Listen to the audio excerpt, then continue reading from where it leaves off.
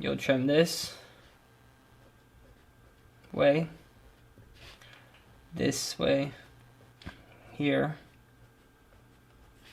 Then you'll cross over to there, and then you'll trim this. Now, before I forget, I'll also jump on this right here, and I'll knock this out really quick. And then I'll jump back on my path to finish this. Edge, edge, edge, edge, and then I'll jump over here, and I'll trim the rest of this right here. Now, the reason why I did it like this is because you're looking at the mower's path. The mower cannot get right here. Can't get right there, can't get right there. Now, they can turn in completely like this, but I want to make their job as easy as possible. So when they mow, they're able to just go on this solid path like that, right? Yeah, so after I trim around that, then I'll jump back on my path here. Now, if you're the only one trimming, then what I would recommend is that you go over and do this other side next, so you can knock out the front lawn before you knock out the front lawn first. That way, if you're still working on the backyard, then while you're finishing up the backyard, they can be blowing the front yard.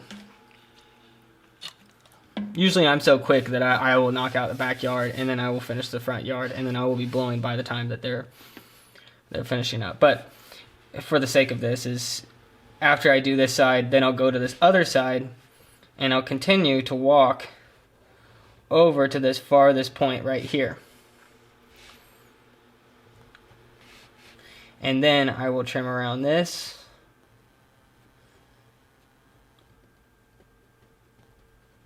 And then I will edge this.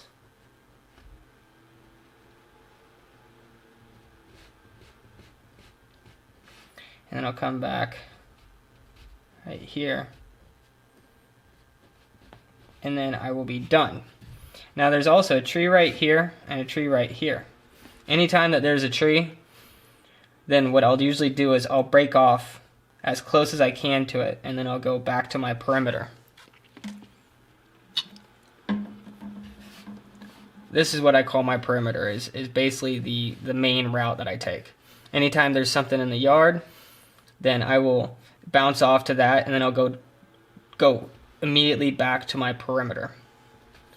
So then I'll knock out this, and then I will get this. Same thing as what I did over here, I also do right here, especially if there's a car on the side of the road right here. So we'll say there's a car. I will also get around this, because then the mower definitely won't be able to get right there because of the car. So I will have to trim what he can't mow. Okay, and then once I get done right here, then the whole front yard is done. If the guy mowing the front lawn finishes it at a good time, then he'll be able to start blowing the clippings, that is. So then from here, I will come back up to here, and then I will start to trim this to get to the backyard. And again, mower can't get there, mower can't get there, so I will trim like this. And then back here I'll trim, and then here's your gate. Open the gate, and then I start on the backyard. Are you watching any of this? Okay. So now we're on to the backyard. So whenever we're at the backyard, I kind of scope things out. I make sure to see, there's this playground right here. There was like this net deal right here that somebody took care of But if there's any kind of trees, I'll recognize that there's trees there, and then I will go ahead and get started. I just catch him. I think I'm to the point where I catch it in the peripheral. I don't have to like take a look at it, but I'll catch it in the peripheral. So then I'll start trimming backwards, going this way. And I'll go here, because the mower can't get in the corners.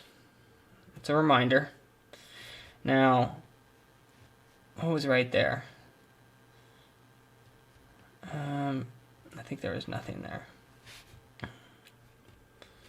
And then I'll keep going over here. Now, right here was interesting, because there was like this berm. Like, this was sloped.